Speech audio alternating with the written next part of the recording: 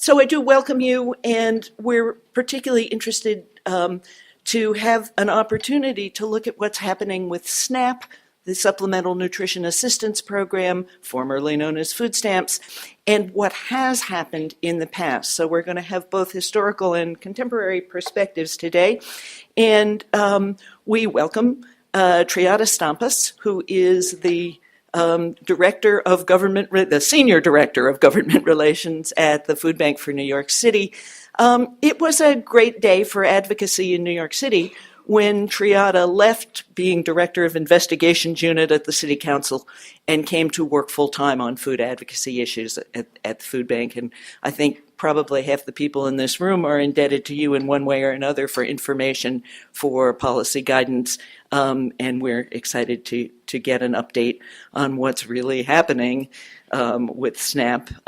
We don't expect you to have a crystal ball, but at least you can clue us in on what's at stake.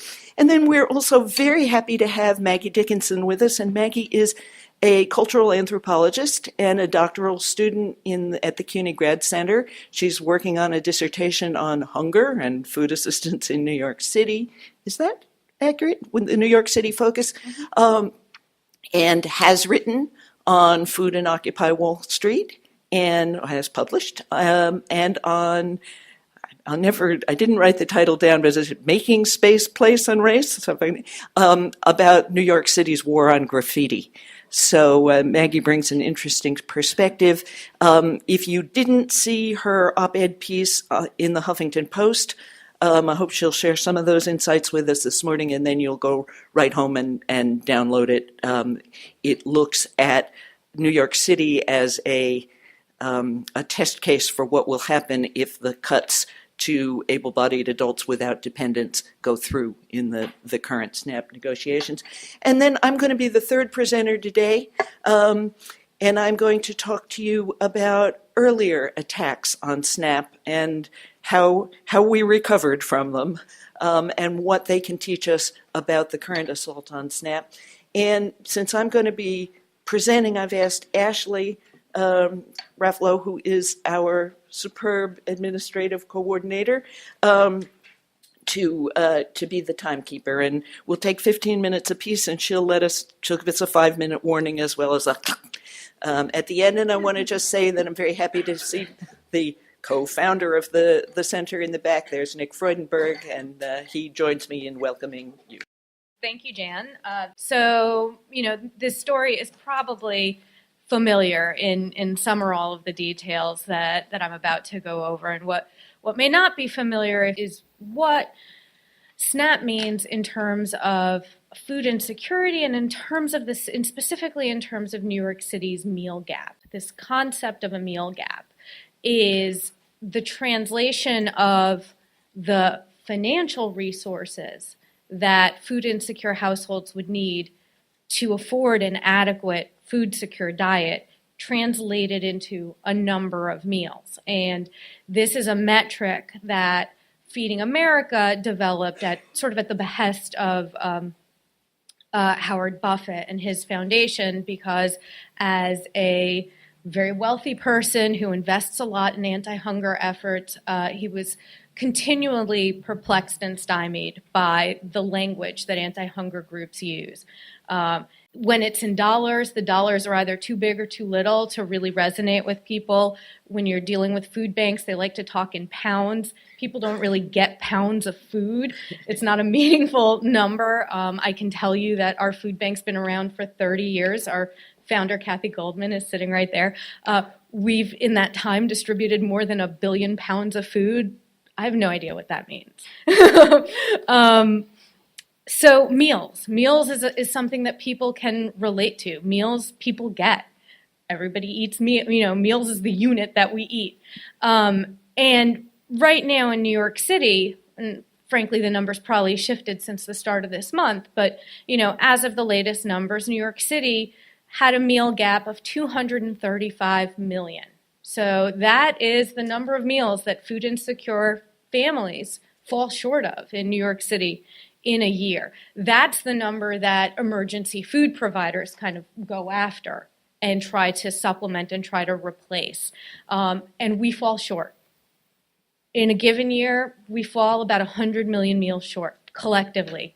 My food bank is the biggest single provider of emergency food to food pantries and soup kitchens in New York City. We serve a network of close to 1,000 food pantries, soup kitchens, shelters, daycare programs, other community food programs, schools.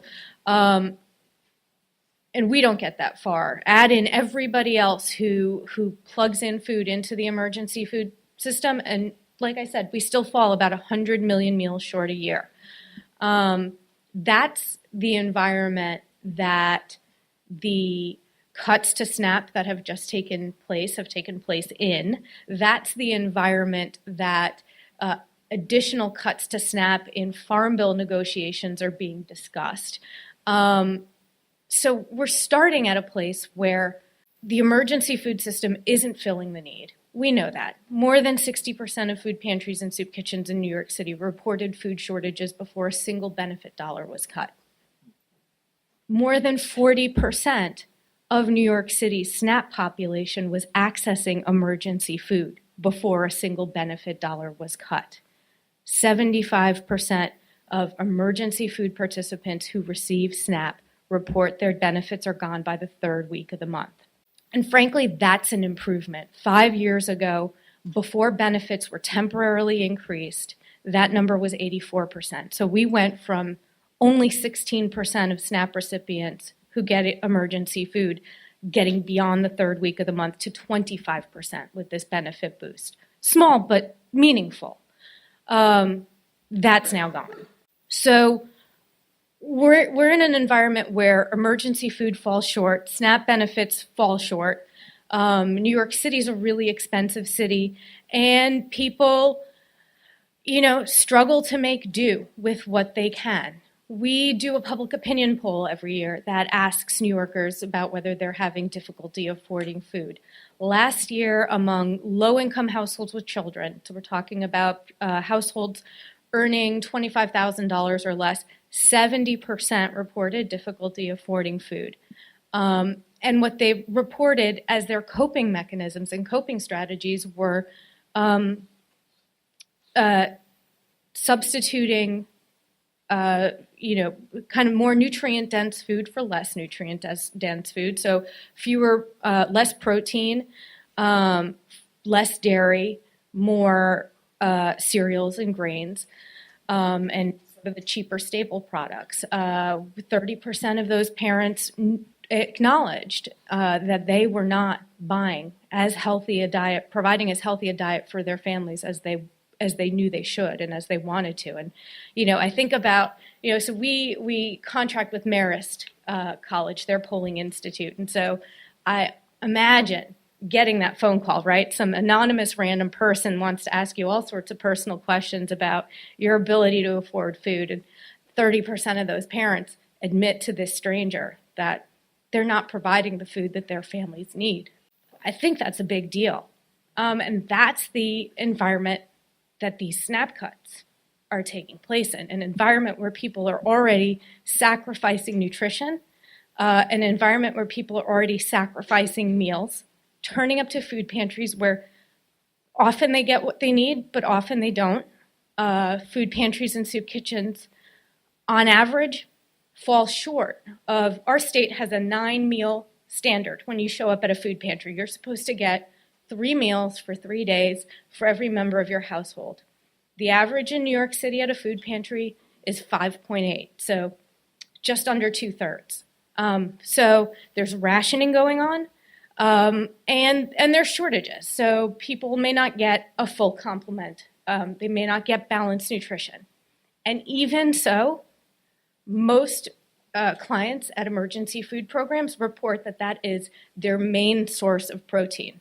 Whatever it is that they're getting from their food pantry is their main source. And about 40% say it's their main source of produce. So there's a lot of, it's easy to kind of look at these numbers and understand how they illustrate the struggles. So here we are. At the beginning of this month, food stamp benefits were cut across the board. The cut was about 5%, which doesn't sound like a lot, has certainly been minimized in the press. It has been minimized by members of Congress who maybe feel guilty or hope nobody remembers that they voted for it, because we've certainly heard some of the language that they use. There's a lot of hedging of, this isn't the real cut. The real cuts are what's being negotiated in the Farm Bill. But to give background to the people here who may not have it, back in 2009, when we were in the middle of a recession, the bottom had fallen out of the economy, Congress, in what now appears to be an amazing display of wisdom, passed the economic stimulus, the American Reinvestment and Recovery Act. One of the measures that was put in to stimulate the economy was an upfront increase of food stamp benefits. And if you're familiar with the food stamp program, benefit amounts go up incrementally year after year to keep up with inflation. So instead of waiting for benefits to creep up, Congress decided to front load some increases that would eventually phase out as benefits caught up to the increased amount. So people would get a big bump in the beginning. It was about 13.6%. Their benefits would more or less stay level for a few years, and then they would start to go up incrementally again, as inflation kind of carried it. Instead of letting it phase out, and this is another thing that sort of gets misleadingly reported in the media, Congress decided to accelerate the withdrawal of those funds. November 2013 was not written into the Stimulus Act as the expiration of these funds, and that's something that doesn't get talked about when it's talked in the media as something that's simply the expiration of a, it's a scheduled benefit, it's a scheduled sort of expiration of the cut. It wasn't put in as November 2013. It wasn't designed to be experienced by SNAP recipients as a cut. But 1 year, just about 1 year after passing the stimulus, Congress found other things to use that money for. And over the course of 2 votes, decided to accelerate the cut to November 2013. So that's where we are now. The cuts to food stamp benefits, like I said, 5% gets spoken of as if it's trivial, will take away 76 million meals in New York City over the next 12 months. 76 million meals is more than our food bank puts out in a year. We have thousands of donors and supporters and volunteers to get the food out that we get out, and it does not equal the amount of food taken away, by a single act of Congress, with the approval of the White House. So we see additional cuts being debated right now in the Farm Bill. There are bills in each house, I should say, before we go on to the Farm Bill, to restore the funding cut. There isn't yet a critical mass of sponsors, but a number of our New York City delegation are on those bills, which is great. In the Farm Bill, there's 2 leading proposals right now. One that came out of the Senate, one that's come out of the House. One is about $4 billion in SNAP cuts, one's about $40 billion. Both of them are incredibly bad for New York. On the low end, $4 billion, which sounds modest compared to 40, is the $4 billion cut is tailored in such a way that about 40% of the households who would lose benefits, who would see benefits reduced, live right here in New York City.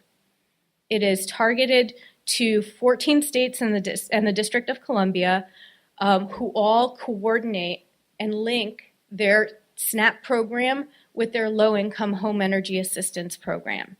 It only happens in northeastern states, states that have 4 real seasons, and people struggle with their home energy costs along with their food costs. And since New York is the biggest of those states and has the biggest SNAP population and the biggest concentration of SNAP recipients in New York is right here in New York City, we bear the brunt. So even the $4 billion amount will disproportionately hurt New York City. Anywhere from 70 to 100 million meals, we estimate, will be taken away as a result of these cuts, because recipients will lose anywhere between $90 and $130 a month from their benefits. That is a huge chunk of money to lose every month for food. On the House side, and it sounds like Maggie's going to talk a bit more about some of the provisions in the House bill, the Heat and Eat cut, which is what that's called, is included, as well as additional cuts that would eliminate, that would change eligibility and bump people off the program completely. So we've got, the conference committee has been appointed. Congressman Elliot Engel, who represents part of the Bronx and Westchester, is on that committee. So we do have a New Yorker on that committee, which is great. They're sitting down and trying to hash out differences between 4 and 40. And there's some wacky political dynamics both ways. But the upshot is it's hard to see a path to zero. And that's where we're at right now. We have the Democratic chair of the Senate Agriculture Committee, Debbie Stabenow, just last week, floating $10 billion as a potentially acceptable number for her in negotiations. And you know, we met with Senator Gillibrand back in September. A busload of our members from emergency food programs came with us to Washington, and we sat down with Senators Gillibrand and Schumer, which was an amazing opportunity. And one thing that Senator Gillibrand said then that sticks with me now is, you know, never before has cutting SNAP been a safe position for Democrats to take, and that's kind of politically the reality that we're in today as well. Is not only are we at a time of high need and, you know, kind of substantively the reality for low-income people, but politically, cutting SNAP is safe on both sides of the aisle as a position to take. So I hate to be Debbie Downer, because I always am when I talk about this stuff, and I've been working on Farm Bill for, gosh, more than 2 years at this point, because this one seems to never end. But that's kind of in a nutshell, or a bit more than a nutshell, where we're at now, and kind of where we might end up going is really anybody's guess. Thank you. Awkward to clap. Sorry.